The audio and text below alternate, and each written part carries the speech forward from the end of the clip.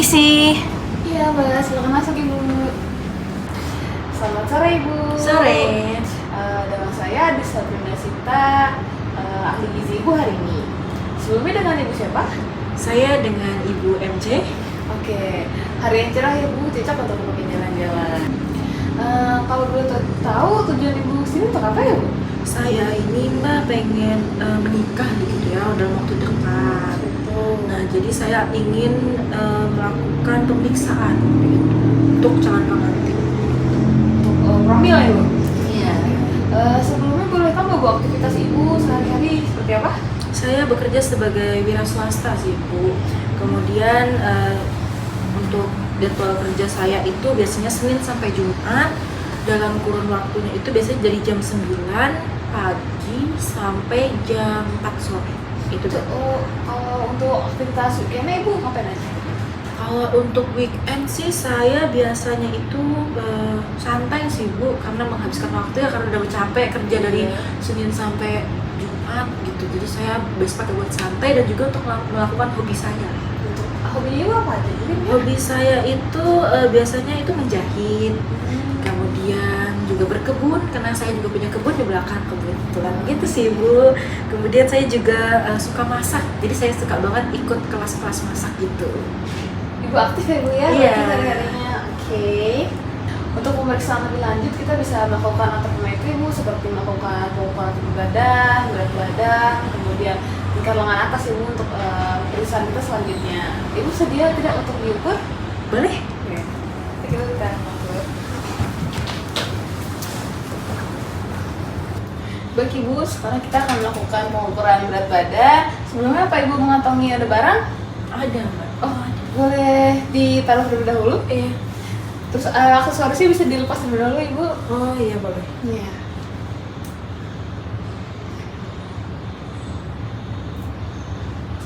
Kemudian apa Ibunya ada sanggul, bawa sanggul? Ada? Bisa tolong dilepas Ibu?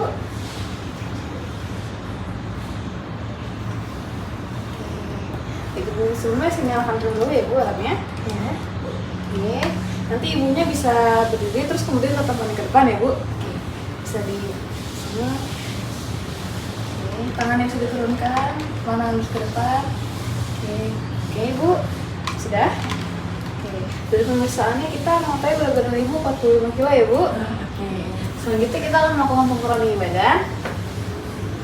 Nanti Ibu bisa kakinya lurus ke belakang ya, ke sama-sama lagi. Nah, Ibu kakinya oke, Ibu kakinya mentok ke belakang. Terus ya, badannya tegak, pandangan lurus ke depan, ini nempel. Oke, sebentar maaf ya Ibu. Agak sini Bu, sebelah kiri sedikit. Kanan. Oke.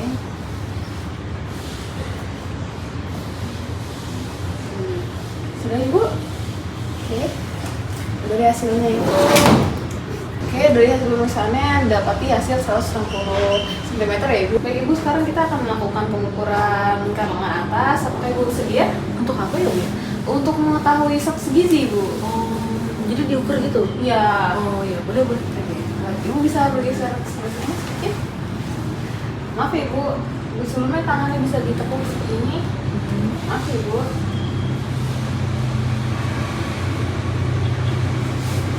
Tangannya sudah boleh diturunkan.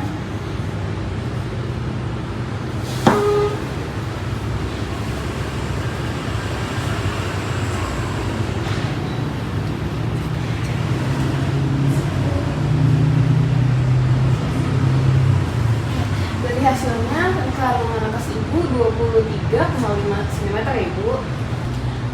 Artinya pengukuran tadi kan dapat 23,5 ya Bu, ya artinya apa ya? Oke, kita dari awal ya Bu, dari hasil yang tadi sudah kita dapati, berat badan Ibu kan 45 kilo, kemudian tinggi badan Ibu 160 cm, kemudian dari berat badan tinggi badan kita dapati hasil IMT Ibu 17,5. Nah, IMT 17,5 itu termasuk underweight Bu, karena batas normalnya itu sekitar 18 untuk normalnya, jadi kurang untuk berat badan Ibu. Kemudian di pendaftarannya Ibu ada diukur untuk tekanan darah dan HB-nya? Ada. Tadi Kira berapa ya? itu 110 1/70. Nah, untuk HB-nya Bu? Untuk HB-nya itu 11,5. Oke. Nah, kemudian HB Ibu kan tadi 11,5 ya, itu kurang dari batas normal Ibu. Batas normalnya itu kita sekitar 12. Oke, terus tadi lilanya itu Ibu sekitar 23,5, itu masih normal. Nah, lihat dari IMT Ibu kurang Ibu, terus jadi saya sudah menghitung dengan IMT dengan berat. Karena tadi IMT Ibu kurang, jadi saya sudah menghitung dengan berat badan yang seharusnya. Jadi dapat dari perhitungan berat badan Ibu yang seharusnya itu seharusnya 45 Bu. Jadi seharusnya itu berat badan Ibu itu 54 kilo. Ibu, sebelum dilakukan intervensi, saya ingin mengetahui data riwayat makan Ibu agar kita bisa mengetahui konsumsi makan Ibu bagaimana. Oke. Mungkin bisa dimulai dari makanan pokok seperti nasi. Bu bisa konsumsi berapa biasanya? Kalau makanan pokok saya itu biasanya nasi itu apa ini? Frekuensi atau? Iya, frekuensi makan Ibu biasanya berapa kali untuk nasi? Frekuensi saya itu biasanya itu 2-3 kali per hari. Untuk takarannya berapa ya? Takarannya itu biasanya 1 centong aja. Kemudian ada makan roti atau apa Bu?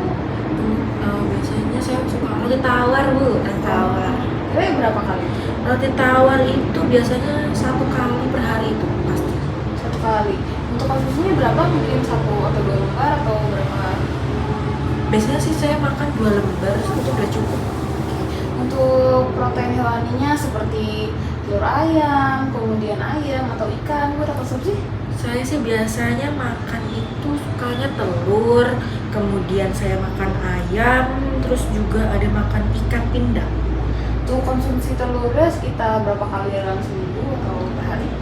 Kalau telur itu saya sih lumayan sering, paling ya seminggu itu 2-3 kali sih Mbak. Oke, untuk berapa butir Bu? Sekitar sekali makan? Sekali makan itu 1 butir cukup sih. Kalau ayamnya sekitar berapa kali frekuensinya? Sama kayak si telur tadi mungkin 2-3 kali lah ya Mbak per minggu. Untuk berapa potong ya Bu setiap kali makan? 1 potong. Untuk ikan pindangnya itu frekuensinya sekitar berapa kali Bu? Sama sih Mbak. Jadi buat seling-selingan gitu lah ya biar seminggu Iya. itu nggak Bosan, bosan. ya. Jadi saya biasanya gonta-ganti gitu ya 2-3 kali lah seminggu. Itu berapa potong ya Bu makannya? 1 potong. 1 potong 1 bisa 1 potong. Kemudian Ibu ada suka makan olahan nabati seperti kayak kacang-kacangan, terus tempe, tahu. Wah saya tuh nggak suka Mbak. Biasanya kalau yang nabati kayak kacang-kacang gitu saya kurang suka. Kurang suka ya? Iya kayak Itu termasuk konsumsi? termasuk kayak tempe, tahu itu saya nggak konsumsi sih. Oke. Kemudian ada suka sayur Ibu? Suka makan sayur? Sayuran itu yang saya suka itu sawi putih. Oke, ada lagi? Terus gambas, wortel, terong. Gitu sih. Ada lagi? Mungkin sayur yang lainnya? Terus kembang kol, terus juga kubis. Biasanya saya makan itu berganti-ganti. Biar gak bosan ya Bu? Iya. Oke.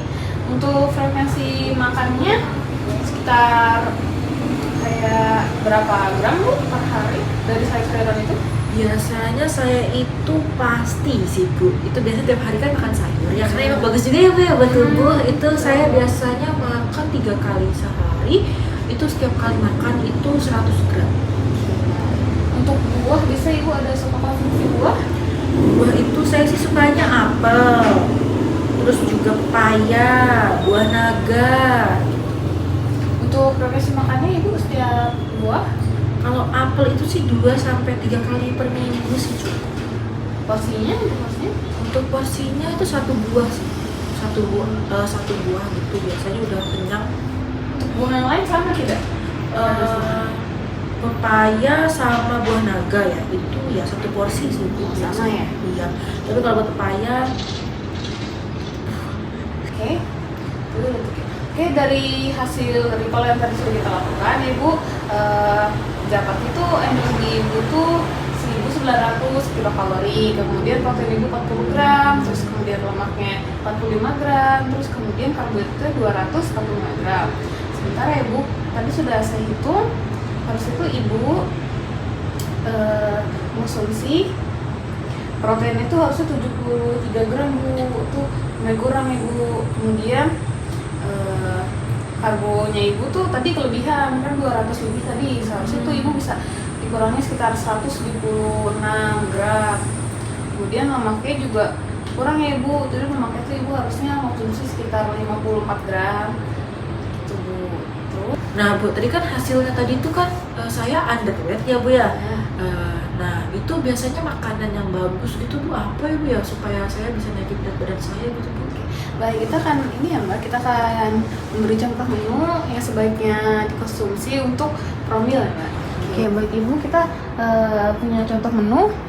Untuk tadi kan ibunya juga suka makan ikan ya, jadi bisa nih di pagi hari ibu konsumsi nasi 1 centong, kemudian protein hewan ini bisa makan ikan, karena bisa ikan apa aja ibu ya. Terus kemudian bisa tumis toge ibu sama tumis sayur yang lainnya, kan ibu tuh jenuh. Itu baik ibu, minum bisa alpukat sekitar 200 ml cukup. Kemudian snack paginya kita bisa makan salad buah. Tadi ibu juga suka konsumsi buah kan ibu? Nah, Iya. bisa konsumsi kayak potong melon, potong apel, anggur, bisa tambahkan keju juga ibu suka, dan yogurt. Itu bisa kita campur sesuai apa yang ibu suka. Kemudian untuk makan siangnya bisa makan nasi sekitar 1 centong juga bisa. Kemudian karena tadi HB ibu rendah, kita bisa pakai, ibu suka sambal kalau dulu kan? Suka Nah, banget. kita bisa nih bu, kita masak sambal goreng hati 2 centong. Kemudian bisa lagi kita pakai sayur bayam, juga bisa ningkatin ningkatin HB. Bisa bisa sekitar 1 mangkuk, mungkin bisa divariasikan sama wortel dan sayuran yang lainnya.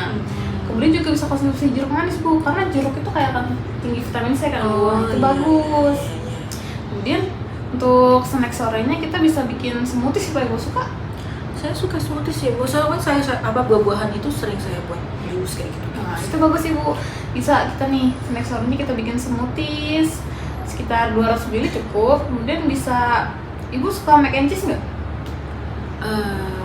Lumayan suka, tapi nggak terlalu suka, tapi bisa sih Mbak. Bisa juga sih referensi untuk makan ibu, biar nggak bosan aja referensi. Terus kemudian untuk makan malamnya bisa nasi lagi sekitar 1 centong, kemudian bisa tumis tongkol, ibu suka nggak? Suka. Nah bisa tuh bu, masak tumis tongkol, kemudian pakai cabai hijau, bisa 2 centong. Nah terus kemudian kita bisa masak sop ayam, bisa sop ikan juga bu, terus bisa ditambahin lagi pakai sayuran-sayuran, bisa ibu variasikan, bisa 3-2 sayur. Kemudian tadi karena ibu suka makan pepaya, bisa nih cemilan malam kita kasih pepaya bu, sekitar 1 potong mungkin 150 gram ya bu. Nah terus tuh kan Bu, saya ini kan mau program hamil ya. Itu apa aja sih Bu yang harus disiapin Bu sama catin kayak saya ini, calon pengantin? Nah ibu bisa konsumsi asam folat bu. Kan saya ini mau program hamil juga ya Bu ya, dimana saya ini kan calon pengantin ya, tentunya saya pengen punya momongan gitu Bu. Nah jadi apa aja sih yang harus saya konsumsi Bu? Nah baiknya tuh untuk program hamil ya bu, baiknya tuh mengonsumsi asam folat. Nah asam folat ini baiknya rutin dikonsumsi secara rutin 6 bulan sebelum kehamilan dengan 400 mikrogram per hari, yang bisa didapatkan dari sumber makanan juga dan ditambahkan oleh suplemen. Kemudian ibu juga bisa dari zat besi bu. Zat besi ya? Iya. Nah zat besi ini bu itu fungsinya untuk mengantar oksigen ke seluruh tubuh, sehingga sangat penting bagi janin ketika nanti mengandung kelak. Oh gitu. Berarti asam folat sama Fa itu ya Bu ya? Iya. Saya mau nanya Bu, underweight itu artinya apa sih? Underweight itu kondisi di mana berat badan berada di bawah rentang rata-rata atau normal bu. Tadi kan berat badan ibu kan tadi sekitar 45 ya. Iya. Nah, dari hasil perhitungan yang saya sudah hitung tadi, seharusnya itu berat badan ibu bisa di angka 54 kilo bu. Terus hubungannya underweight sama promil itu apa ya Bu? Apakah bisa mempengaruhi? Iya ibu, berat badan itu sangat penting ibu untuk menunjang promil. Kalau misal berat badan kurang itu juga dapat mempengaruhi siklus menstruasi Bu. Jadi siklus menstruasi tidak teratur siklus haidnya. Kemudian penting dalam menjaga berat badan karena untuk berat badan yang ideal itu akan mempengaruhi hormon estrogen dan itu ketika kita memiliki lebih ideal hormon estrogen itu akan seimbang. Nah, hormon estrogen ini penting untuk menunjang promil. Terus Bu, saya juga mau nanya nih, hal apa aja sih yang harus diperhatikan gitu untuk kita untuk menunjang program kehamilan saya ini? Jadi salah satunya tadi untuk lebih ideal ya Bu, untuk menunjang promil. Kemudian ada pola hidup yang sehat Bu. Dengan pola hidup yang sehat, kualitas sel telur dapat lebih baik dibandingkan dengan orang yang kualitas hidupnya itu tidak sehat ya Bu. Kemudian pola makan yang sehat juga. Pola makan sehat juga meliputi jam makan, macam makanannya, kemudian waktu makan. Jadi harus teratur ya Bu, tidak boleh telat kalau bisa ya. Kemudian untuk makanannya juga bisa bervariasi, itu bisa meningkatkan kesuburan Bu. Kemudian juga hormonnya lebih stabil, terus berat badannya juga bisa lebih ideal, terus nutrisi yang didapat juga bisa lebih baik.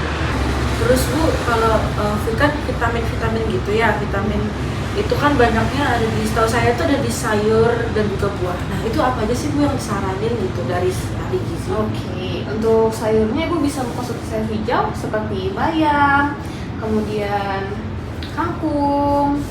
Nah, dari sayuran-sayuran hijau ini dapat memenuhi nutrisi Bu. Di tubuh itu ada nutrisi seperti kalsium, folat, dan zat besi. Nah, itu tuh baik untuk siklus menstruasi dan folat juga. Kemudian buahnya juga Ibu bisa mengkonsumsi jeruk, itu bisa dikonsumsi di jus atau mungkin langsung dikonsumsi buahnya. Karena jeruk ini kan dia banyak mengandung vitamin C ya Bu, tinggi vitamin C. Terus terdapat kalsium juga, terus folat dan vitamin B. Nah, itu bagus untuk ovulasi Bu. Kemudian juga menciptakan lingkungan yang sehat untuk sel telur. Terus kemudian Ibu juga bisa mengkonsumsi alpukat karena alpukat itu merupakan lemak tidak jenuh. Itu sangat baik Ibu. Nah, alpukat juga mengandung asam folat dan vitamin K. Nah, untuk vitamin K ini dapat membantu penyerapan natrium, menyerap vitamin lain, bisa mengatur hormon sel lebih seimbang, juga dapat mengendalikan tekanan darah. Kemudian tadi sayurnya juga bisa ditambah toge Ibu, karena toge itu bagus untuk meningkatkan kesuburan. Terus Bu, untuk makanan-makanan yang harus saya hindari untuk menunjang program-program saya ini berhasil apa ya? Untuk makanan yang sebaiknya tidak dikonsumsi itu bisa makan makanan yang tinggi gula Bu. Terus kemudian makan makanan yang lemak jahat tuh seperti gorengan, terus jeroan, terus junk food juga gitu Bu. Makan makanan yang instan juga kurang-kurangin. Kemudian hindari tuh minuman yang kafeinnya tinggi Bu, kayak kopi, mungkin juga minuman bersoda atau juga minuman beralkohol. Nah, mungkin ada pertanyaan lagi Bu? Udah cukup jelas sih Bu. Oke. Bagi Ibu tadi atas saran-saran yang sudah saya berikan, itu bisa Ibu lagi pertimbangan lagi karena mau pecah juga di tangan Ibu untuk kedepannya. Nanti akan kita periksa kembali di konsultasi yang akan datang. Kalau nanti misalnya Ibu ada kendala atau ada yang ditanyakan, Ibu bisa datang kembali. Kemudian mungkin nanti Ibu bisa datang kembali juga agar kita bisa diskusikan kembali dan mencari jalan bersama.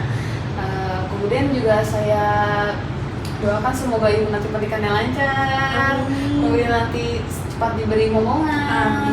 Semoga sehat-sehat keluarga ya Bu. Oke. Kemudian apakah ada yang ditanyakan kembali atau sudah cukup? Sudah cukup jelas. Oke. Terima kasih Bu.